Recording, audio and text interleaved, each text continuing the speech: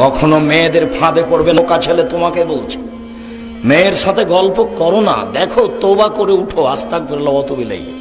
জিন্দেগিতে আর মেয়ের সাথে কথা বলো না, মেয়ে তোমাকে ধ্বংস করবে, তোমার বাপকে ধ্বংস করবে, তোমার বংশকে ধ্বংস করবে, তোমার জাতিকে ধ্বংস করবে। রাসূল সাল্লাল্লাহু আলাইহি সাল্লাম বলছেন, সবচেয়ে মানুষের জন্য ভয়াবহ, সবচেয়ে মানুষের জন্য বিপজ্জনক বস্তু হলো নারী। আমি মুহাম্মদ সাল্লাল্লাহু আলাইহি সাল্লাম ছেড়ে যায়নি কোনো বস্তু যেটা পুরুষের জন্য বিপজ্জনক হতে পারে নারীদের চেয়ে। দেখো তুমি কিভাবে ভাষা উল্টিয়ে দিল হাতে হাতে। জীবনে কোনোদিন তার সাথে প্রেমের গল্প করো না, তুমি ধ্বংস হবে, তোমার বাপ ধ্বংস হবে, তোমার বংশ ধ্বংস হবে, তোমার বিদ্যা ধ্বংস হবে, তোমার জাতি ধ্বংস হবে। তুমি হিসাব করে চলিও, তুমি চিনতে পারোনি। মুহাম্মদ সাল্লাল্লাহু আলাইহি সাল্লাম নিজে বলছেন, আমার জীবনে আমি ছাড়িনি কোনো বস্তু যেটা পুরুষের জন্য বেশি ক্ষতিকারক, ধ্বংসাত্মক হতে পারে নারীর চেয়ে।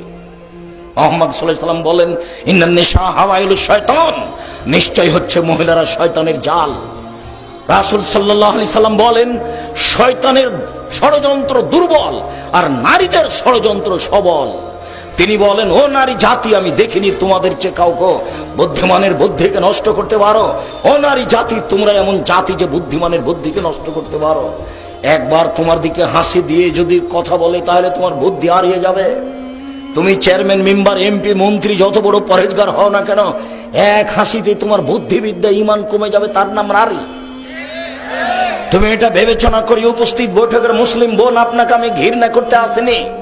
নারী আয়েশাও, নারী খাদিজা রাদিয়াল্লাহু তাআলা আনহা, জিবরাইল এসে বলছেন মুহাম্মদ সাল্লাল্লাহু আলাইহি সাল্লাম, ওই যে খাদিজা, ওই যে তার হাতে একটা বাটি আছে তরকারির। শুনেন, খাদিজা আপনার কাছে আসলে আপনি তাকে বলবেন, খাদিজা জি, আল্লাহ তোমাকে সালাম দিয়েছে খাদিজা, জিবরাইল তোমাকে সালাম দিয়েছে, তোমার জন্য জান্নাতে একটা ঘর বানানো হয়েছে খাদিজা, হীরা মুক্তা মানিক্য দিয়ে, যেখানে কোনো হইচই নেই। খাদিজাও তো মহিলা, আপনাকে খাদিজার মতো মনে করি। তো শয়তান কে? ওই যে আপনার পাশে বসে আছে, দেখেন, ওর ছোট ব্লাউজ, ওর স্বামী নাই, ওর বাপ নাই, ও বাপ ছাড়াই দুনিয়াতে এসেছে, ও স্বামী ছাড়াই দুনিয়াতে চলে। বল হিসাব।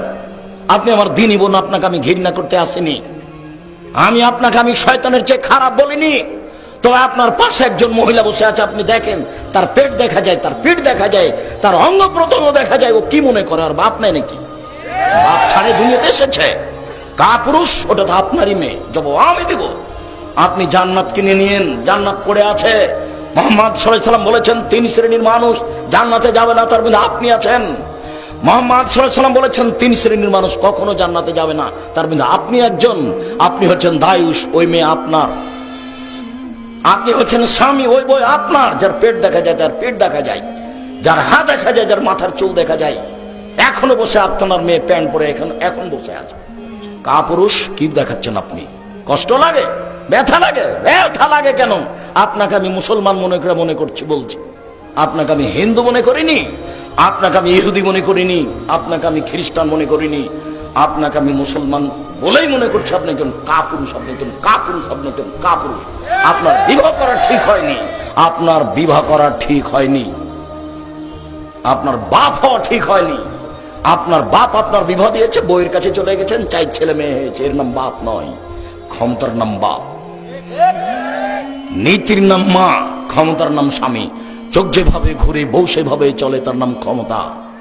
চোখ যেভাবে ঘুরে বউ সেভাবে চলে, তার নাম ক্ষমতা। তিন শ্রেণীর মানুষ জান্নাতে যাবে না, তার মধ্যে আপনি একজন আছেন।